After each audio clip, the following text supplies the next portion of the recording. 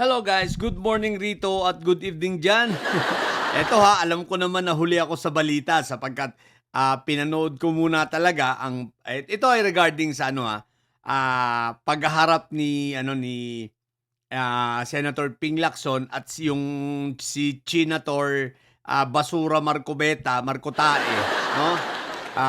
Yeah. So pinanood ko simula privilege speech, pinanood ko ang replay.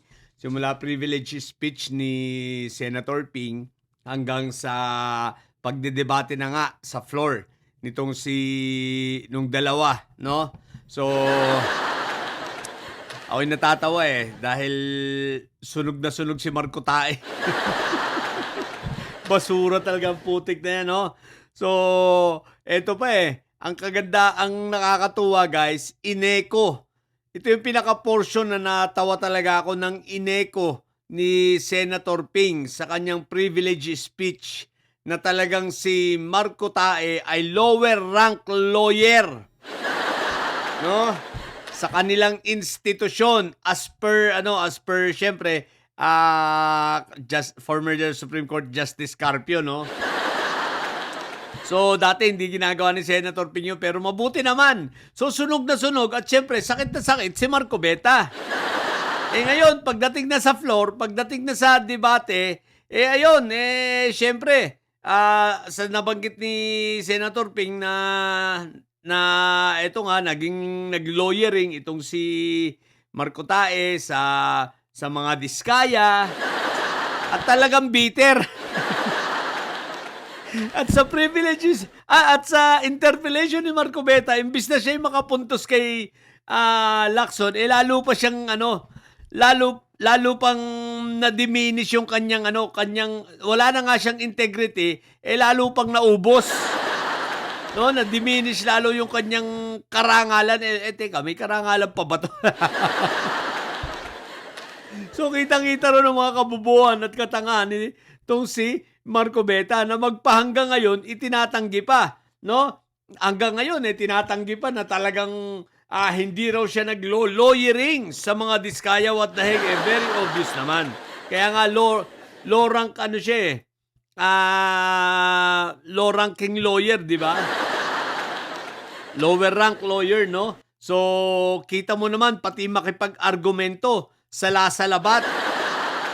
Tapos gusto niyang dali ng usapin sa sa West Philippine Sea, sa knowledge niya about sa West Philippine Sea. What the heck?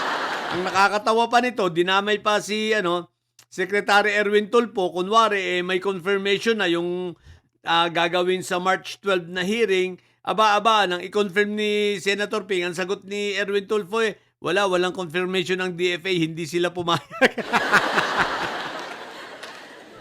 Puro kwento pa rin at puro istorya pa rin itong si Marcotae. At sunog na sunog at hindi niya talaga kayang i-depensa. Paano niya i-depensa na ang kanyang asawa ay talaga namang naging direktor? Di ba naging direktor naman ng insurance company ng Stronghold na siyang insurance company ng na nag-handle sa diskaya, di ba? So, hindi niya kayang itanggi yun.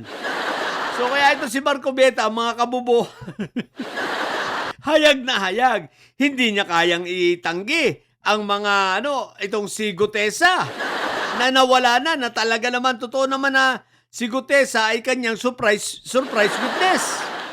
At hindi dumaan sa vetting, hindi dumaan sa proseso, basta't ipresenta niya.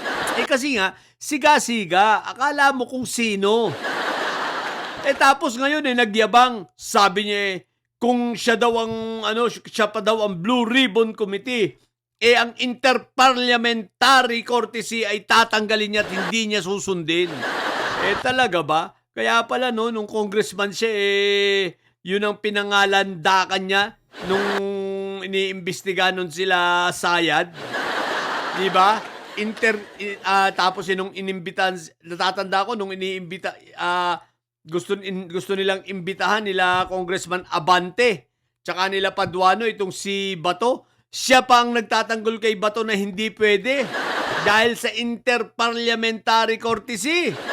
O, di ba? Kaya nga hindi pumunta si Bato noon 'Pag hindi ako nagkakamali, Quadcom rin yata yun. So itong si Marcobeta ay napaghahalata na walang isang salita at napaghahalata na nahuhuli sa bunganga. Si Marcobeta ay isang certified na duwag, certified na bobo, at ang mga argumento pang grade 1. Tinaguri ang abogado pero sa debate, kitang-kita mo inililihis ang argumento. Tapos naglakas ng loob, inimbitahan daw niya Professor Batumbakal at si Carpio sa Senate hearing about dito sa foreign relations. Teka lang. Ang puntahan mo yung debate nyo na hanggang ngayon hindi ka na pumayag. Nangayaw ka na. Di ba wag kang tatanga-tanga. So, sa madaling salita, itong si Marcobeta guys ay sunog na sunog. Labas ang kabobohan, labas ang katangahan. Ewan ko lang talagang kung may mabubudol pa ito sa susunod pag ito yung tumakbo uli ng nagre-election ito, no? Siyempre tatakbo uli yan. Talagang bibirahin kita, Marcobeta. Ipapaalala ko sa taong bayan ang mga kalokohan mo at kagaguhan mo. Kung iboboto ka ng INC, wala naman ako magagawa ron dahil talaga naman yung mga INC, bagamat hindi lahat dahil may mga kakilala ako na sumusuway na, pero ang marami sa inyo ay walang kalayaan.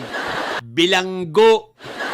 Preso ng doktrina ninyo at walang kalayaan. Kalayaang mamili ng sariling iboboto. At ang iboboto kung anong ilapag ng nasa taas ng pamunuan, yun ang iboboto pero ewan ko lang, pero may mga kilala ko na sumusuway na diyan. At natatauhan na, pero syempre, iglesia pa rin sila, INC pa rin sila, pero natatauhan na pagdating sa voting at yun naman ang dapat. Huwag ninyong sayangin ang inyong karapatan. Yan lang ang kapangyarihan at karapatan na talagang masasabing sa inyo, ninanakaw pa ng inyong relihiyon na iglesia. Diyos ko po, Rudy. No? So, yun. Kaya kudos dun sa mga sumusuway na INC. At least, pinaglalaban ninyo ang inyong karapatan, no? Pero itong si Marcobeta, kahihiyan na ito sa INC. Magising na kayo, INC. Tapos sa programa ninyo sa 25, parang tanga lang ito. Pakabobo lang, no? Ewan ko ba kung paano ko pa ma-describe. Hindi ko na alam kung ano pang description ang pwede kong gawin, no? Para ipaliwanag sa inyo kung gaano kabobo to si Marcobeta, no? Wala na, sagad na. What the heck? Sagad na. So dito lalo siyang nasunog as in sunog na sunog. Okay? So yun lang, kudos kay Senator Ping. Galing mo. Kudos sa'yo. So yun lang, sa mga bobong didilis at may sayad dyan, ang tatay nyo ay karton. Manatili kayo mga bobo at may sayad sapagkat ang may sayad ay laging high blood. Bye!